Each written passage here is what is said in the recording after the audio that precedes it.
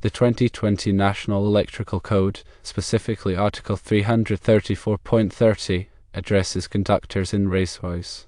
This article states that conductors of different systems, circuits, and voltages shall not occupy the same raceway unless isolated by suitable barriers. Article 330.13 concerns conductors and similarly dictates that conductors of different systems, circuits, and voltages shall not occupy the same enclosure unless isolated by suitable barriers.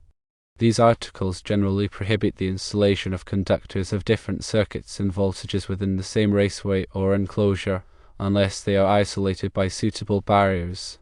The purpose of this regulation is to prevent cross-connection or short-circuiting between the different circuits, which could pose a significant safety hazard. In a typical scenario, 10/4 MC cable is often used for 240 volt circuits, while 12/2 MC cable is commonly used for 120 volt circuits. Running both of these cable types from a pull box to outlet boxes can create a code violation if the two circuits, that is 240 volts and 120 volts, occupy the same raceway without adequate isolation. To comply with the NEC regulations, several options exist. Firstly, you could isolate the different circuits within a single raceway. This can be achieved by using a suitable barrier, such as a divider or partition, within the raceway itself. Secondly, an alternative approach involves running separate raceways for the different circuits. This completely separates the voltage systems and eliminates the risk of cross-connection within a shared enclosure. When encountering a situation that appears to deviate from code compliance, the initial step is to discuss the issue with the relevant personnel, such as a foreman, and clearly explain the pertinent code requirements. If the individual is unwilling to modify the installation method to align with code specifications, it is advisable to contact the local electrical inspector for further guidance. The electrical inspector possesses the authority to interpret and enforce the code and can provide valuable insight into achieving compliance. It is important to remember that electrical codes are in place to protect against potential hazards such as electrical shock and fire. It is important to not only follow code, but to understand why they exist. The requirements for separating voltage circuits can be further understood by looking at the NEC tables. These tables are specific to the equipment in question. One must be aware that simply using a different gauge wire, that is 10 versus 12 American wire gauge, does not constitute separation of the circuits. The conductor must be physically separated by a barrier within the raceway. If the raceway is metal, the metal raceway itself does not constitute a sufficient barrier between the different voltage circuits. Another code section that is relevant to this discussion is Article 300.3. This deals with the conductors of different systems.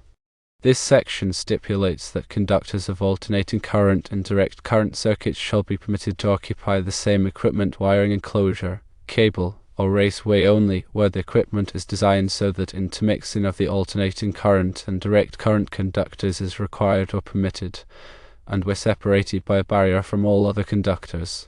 The installation shall be in accordance with 300.3, B1 through 300.3, B3 as applicable.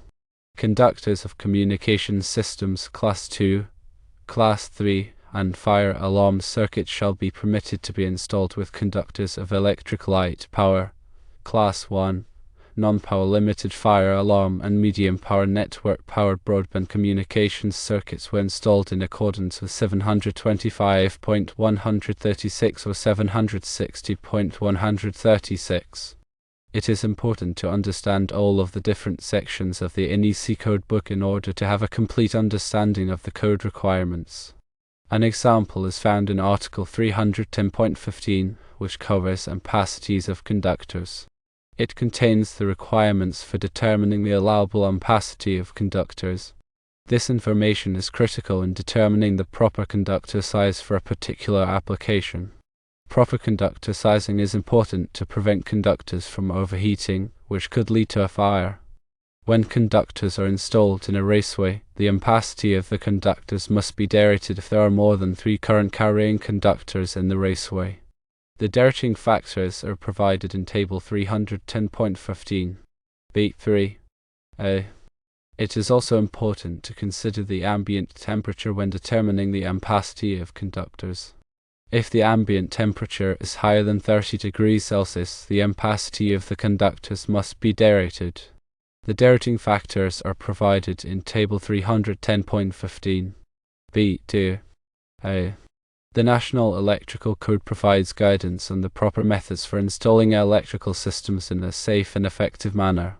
This ensures the safety of people and property. By consulting the relevant articles and tables in the NEC, electricians and other qualified professionals can make informed decisions about electrical installations. It is also important to stay up to date on the latest version of the NEC. The NEC is updated every 3 years to reflect changes in technology and industry best practices. In addition to the NEC, there may be local codes and regulations that apply to electrical installations.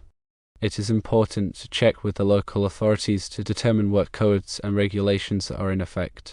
The NEC provides a comprehensive set of guidelines for electrical installations. By following these guidelines, electricians and other qualified professionals can ensure that electrical systems are installed in a safe and effective manner.